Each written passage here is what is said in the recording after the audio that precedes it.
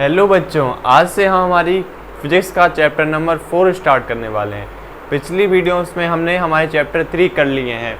Chapter 3 तक आपने यदि हमारी वीडियोस को नहीं देखा है तो पहले उनको पढ़ के आइएगा। यदि 4 चैप्टर से आप देख रहे हैं तो कोई प्रॉब्लम नहीं है, लेकिन पिछली वीडियो क्योंकि आपको सिलेबस पूरा करना है तो पिछली वीडियो भी देख कर आइएगा। तो आज की हम वीडियो में चैप्टर 4 स्टार्ट करेंगे। तो चैप्टर 4 का नाम क्या है? Magnetic effect of electric current. पिछली 3 वीडियो में हमने पिछली जो 3 चैप्टर थे उनमें क्या पढ़ा था हमने? पहले में पढ़ा था इलेक्ट्रिक चार्ज, लेकिन वो कैसा था? रेस्ट में। और दूसरे हमारा जो इलेक्ट्रिक कैपेसिटेंस एंड पोटेंशियल था वो भी उसी की यूनिट थी। तो दोनों में हमने कैसा चार्ज पढ़ा था जो कि रेस्ट में है। और जो हमारी इलेक्ट्रिक करंट मतलब जो तीसरा चैप्टर था उसमें कैसा पढ़ा था हमने? जो करंट था वो हमारा किस में? मोशन में आ गया था। तो 3 चैप्टर में हम करंट के बारे में पढ़ के आए थे, इलेक्ट्रिक करंट के बारे में। और उसके बीच क्या इलेक्ट्रिक फील्ड प्रोड्यूस होती है, क्योंकि इलेक्ट्रिक चार्ज रहता है उसके आसपास इलेक्ट्रिक फील्ड प्रोड्यूस होती है। लेकिन अब 4th चैप्टर से हम पढ़ेंगे मैग्नेटिक फील्ड। अभी तक हमने इलेक्ट्रिक फील्ड को पढ़ा, लेकिन अब हम पढ़ेंगे मैग्नेटिक फील्ड को। तो वही बात है, यहाँ पर लिखा हुआ चैप्टर का नाम magnetic effect of electric current, मतलब इलेक्ट्रिक करंट पर मैग्नेटिक इफेक्ट क्या होता है वो हम इस चैप्टर में और 4 चैप्टर और 5 चैप्टर में पढ़ने वाले हैं। तो सबसे पहली बात ही है यहाँ पर क्या ओरस्टेड का एक्सपेरिमेंट है, जो ओरस्टेड ने एक्सपेरिमेंट दिया था। Oersted observed that if a magnet needle is placed near a current carrying wire, the needle show deflection for a moment। मतलब कि यदि हम कोई वायर है और उसके अंदर करंट में, जैसे कि मान लीजिए हमने कोई वायर ले लिया। आपके घरों में भी कितने सारे वायर होंगे, जैसे आपके इलेक्ट्रिकल इंस्ट्रूमेंट सब कुछ चल रहे हैं, इलेक्ट्रिकल डिवाइस, पंखा, कूलर, ये सब चल रहे होंगे। तो वो उनमें क्या जो करंट होता है वो वायर से पास होता है। तो आप एक चीज़ देखेंगे उनमें, जो वायर में यदि आप किसी तार में से करंट को फ्लो कराते हैं तो उसके आसपास एक मैग्नेटिक फील्ड प्रोड्यूस हो जाती है।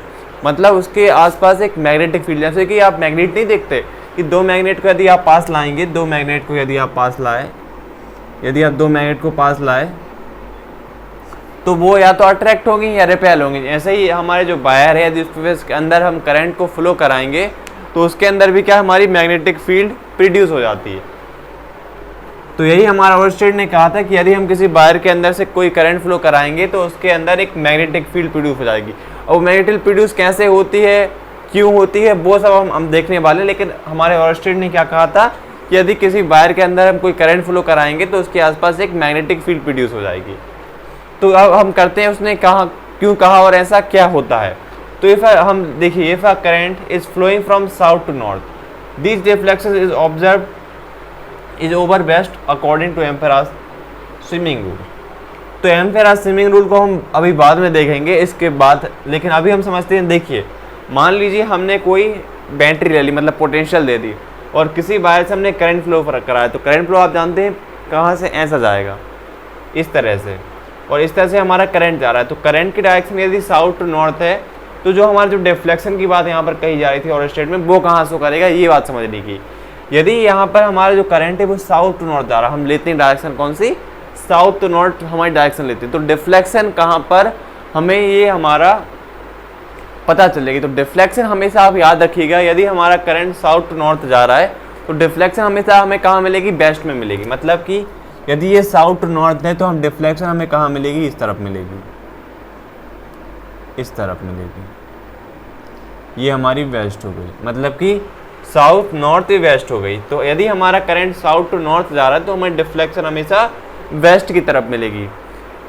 तो आपको इतना समझ में आया होगा, इतना हमने ज़्यादा कोई खास ही नहीं समझी, यही समझा हमने कि ओरस्टेड ने कहा था कि यदि कोई करंट है, वायर है, यदि उसके अंदर से हम कोई करंट फ्लो कराते हैं वो तो क्या होता है, जो हम निडल उसके पास रखते हैं तो उसमें क्या डिफ्लेक्शन, मतलब वो हिल जाती है।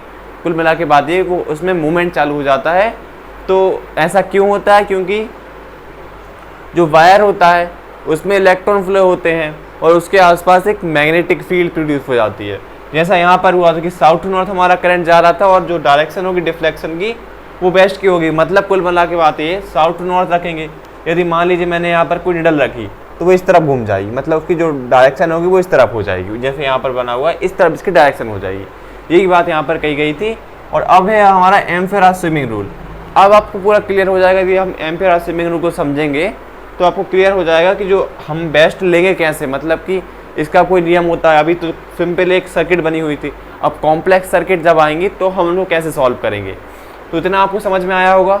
अब देखते हैं हमारा एम्पेयर जो स्विमिंग रूल था वो क्या कहता है, तो उसको हम समझेंगे अब। तो इतना आपको समझ में आया होगा। अब एम्पेयर स्विमिंग रूल देखते हैं।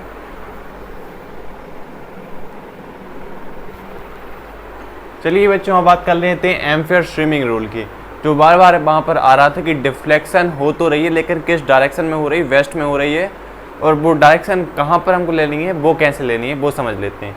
तो यहाँ पर जो अजीब अजीब दो डायग्राम बने हुए हैं, एक साउथ एक नॉर्थ, हमने सिंपल एक वायर ले लिया। ये क्या है, एक वायर है।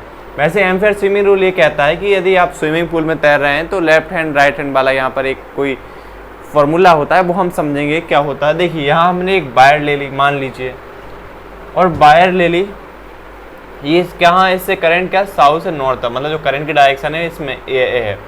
और मान लीजिए ये आदमी है, ये कोई आदमी है, तो ये किसी स्विमिंग पूल में तैर रहा है, किसी स्विमिंग पूल में ये तैर रहा है। ये वायर को अभी लेट कर कीजिए कि ये वायर है कोई, और जो आदमी है वो किसी स्विमिंग पूल में अभी तैर रहा है। तो तैरने से क्या, आप सोचिए, इस तरह से कोई आदमी यदि तैर रहा है तो उसका लेफ्ट हैंड कौन सा होगा और राइट हैंड कौन सा होगा। यदि कोई तैर रहा है ऐसे करके तो उसका राइट ये वाला होगा, लेफ्ट ये वाला होगा, मतलब कि उसका लेफ्ट हैंड कौन सा, ये वाला। तो इसके यदि दो हाथों से देखें तो उसका ये राइट हैंड है, ये लेफ्ट हैंड है, मतलब कि ये वाला उसका राइट हैंड है, ये वाला किसका, ये राइट हैंड है इसका, ये वाला इसका राइट हैंड, और ये वाला कौन सा है, इसका लेफ्ट हैंड है, ये वाला इसका लेफ्ट हैंड है। तो हमारा एम्पेयर स्विमिंग रूल ये कहता है कि यदि हमारा current south to north flow हो रहा है तो जो हमारा राइट हैंड होगा, मतलब कि इसका राइट हैंड ये है, तो उसी तरफ हमारी जो डिफ्लेक्शन, जो निडल की डिफ्लेक्शन होती है, मतलब जो निडल घूम जाती है, वो उस तरफ होगी। तो यदि इसका जो लेफ्ट हैंड है वो इस तरफ है, तो जो हमारी करंट की डायरेक्शन यहाँ पर होगी वो ऐसी होगी, इस तरफ होगी, इस तरफ हमारा करंट शो करेगा, मतलब कि इस तरफ हमारे करंट की जो डिफ्लेक्शन है वो शो होगी। तो आपको समझ में आया होगा, यदि कोई आदमी किसी स्विमिंग पूल में तैर रहा है तो एम्पेयर ने कहा था कि उसका जो लेफ्ट हैंड है, यदि करंट हमारा कब साउथ से नॉर्थ फ्लो हो रहा है तो क्या होगी, जो हमारी डिफ्लेक्शन होगी वो लेफ्ट हैंड, मतलब स्विमिंग करने वाले व्यक्ति का लेफ्ट हैंड है, उस तरफ हमारी डिफ्लेक्शन शो होगी। आपको समझ में आया होगा क्या कहना चाहता हूँ। जो करंट, यदि जो स्विमिंग रूल क्यों लगाया है, क्योंकि आदमी के लिए, यदि आप ही मान ली यहाँ पर ऐसा करंट फ्लो हो रहा है साउथ टू नॉर्थ, तो जो लेफ्ट हैंड पर है वो वहाँ पर आपकी डिफ्लेक्शन शो होगी। तो एक और एग्जाम्पल ले लेते हैं, कि यहाँ पे ले लिया साउथ टू नॉर्थ हमारा करंट फ्लो हो रहा है, तो यहाँ पर डिफ्लेक्शन कैसे होगी। मान लीजिए आप ही इस तरह हैं, इस तरह हैं आप, तो इस तरह आप इस कंडीशन में हैं, तो आपका लेफ्ट कौन सा होगा और राइट कौन सा होगा। यदि मैं इस तरफ आऊँ, इस तरफ इसकी डायरेक्शन में, तो देखिए मेरा लेफ्ट कौन सा है और राइट कौन सा है। ये वाला मेरा राइट है, ये वाला मेरा लेफ्ट है। तो राइट और लेफ्ट आपको पता होगा कौन कौन से हैं आपके। तो देखिए इसका कौन सा है, इसका ये वाला कौन सा है, राइट हैंड है, मतलब कि इसका हाथ है वो कौन सा है, ये वाला इसका कौन सा है, राइट हैंड है, और ये वाला कौन सा है, इसका लेफ्ट हैंड है। तो डिफ्लेक्शन हमेशा कौन सी, डिफ्लेक्शन हमेशा लेफ्ट हैंड के साइड, हमारी डिफ्लेक्शन निडल होगी वो लेफ्ट हैंड तरफ होगी। तो इस तरफ यदि हम बनाएं तो इस तरफ कैसे होगी, इस तरफ होगी, जो लेफ्ट हैंड है वो इस तरफ होगी, इस तरह, मतलब ये साउथ नॉर्थ है, तो यहाँ पर ये कौन सी, वेस्ट डायरेक्शन में शो होगी। तो यहाँ पर यदि हम चाहें तो वेस्ट लिख सकते हैं, क्योंकि आपने वहाँ पर डेफिनेशन में पढ़ा था कि साउथ टू नॉर्थ करंट है, तो जो डिफ्लेक्शन होगी वो वेस्ट में होगी। तो कुल मिला के एम्पेयर स्विमिंग रूल हमें वेस्ट निकालना सिखा देता है कि हमें वेस्ट डायरेक्शन कहाँ पर लेनी, कैसे लेनी, वो हमको ये एम्पेयर स्विमिंग रूल लेना सिखा देता है। ये हमारा एम्पेयर स्विमिंग रूल था। ये छोटा सा था, लेकिन मैंने आपको एक अलग से बोर्ड में टॉपिक लेके इसको समझा दिया, आपको समझ में आया होगा कि एम्पेयर स्विमिंग रूल क्या कहता है। अब देखते हैं हमारे नेक्स्ट टॉपिक को। नेक्स्ट टॉपिक समझने से पहले इसमें कुछ पॉइंट हैं, उनको और हम समझ लेते हैं, उसके बाद हम नेक्स्ट टॉपिक को देखेंगे।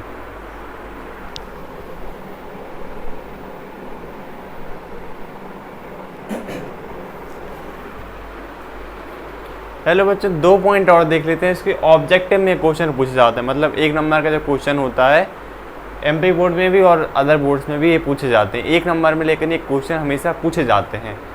तो क्वेश्चन क्या है, moving charge so magnetic and electric field, मतलब कि जो चार्ज है यदि किसी वायर को हम ले रहे हैं तो उसके अंदर कोई चार्ज फ्लो हो रहा है, जैसे कि कोई यदि हम कोई वायर ले लेते हैं, यहाँ पे यदि हमने कोई वायर ले लिया,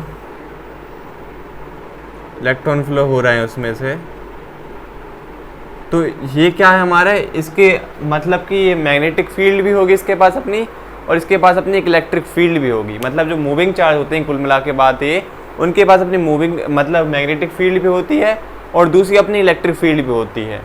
लेकिन जो वहीं पर दूसरे चार्ज होते हैं, मतलब rest charge so only electric field, मतलब जो हमारे रेस्ट चार्ज होते हैं वो हमेशा कौन सी इलेक्ट्रिक फील्ड बताते हैं।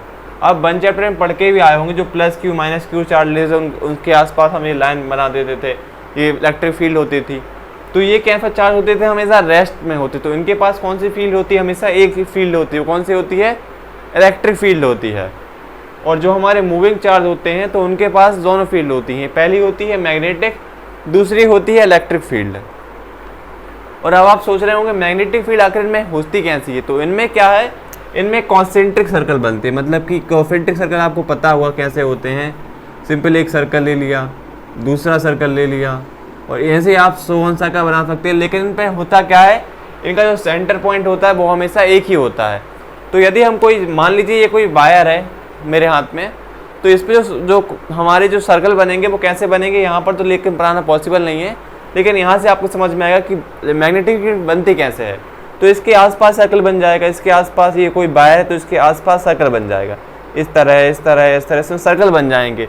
तो वो मैग्नेटिक फील्ड कैसे बनती है, सर्कल की फॉर्म में बनती है, वो हमारी मैग्नेटिक फील्ड होती है। जैसे कोई वायर तो इसके आसपास सर्कल बन जाएंगे, आपको क्लियर हो गया होगा कि मैग्नेटिक फील्ड कैसे बनती है, कि इसके आसपास सर्कल हो जाएंगे। तो इस तरह से मैग्नेटिक फील्ड बनती है, और मूविंग चार्ज में दोनों होती हैं, मैग्नेटिक फील्ड और इलेक्ट्रिक फील्ड। और जो हमारे रेस्ट चार्ज होते हैं उनके पास सिर्फ एक इलेक्ट्रिक फील्ड अकेली होती है। तो आपको इतना समझ में आया होगा। नेक्स्ट वीडियो में देखेंगे हमारा नेक्स्ट टॉपिक। ये तो हमारे चैप्टर का बस इंट्रोडक्शन था, आपको सिंपल समझना था। यहाँ से हमारे 1 नंबर के क्वेश्चन पक्के हो जाते हैं। यहाँ से यदि आपको पूछे जाते हैं पेपर में तो आपको पता चल गया होगा। तो मूविंग चार्ज होता है उसके पास 2 होती हैं, और रेस्ट चार्ज होता है उसके पास इलेक्ट्रिक फील्ड होती है। बस समझ में आया होगा। अब देखते हैं हमारा नेक्स्ट टॉपिक नेक्स्ट वीडियो।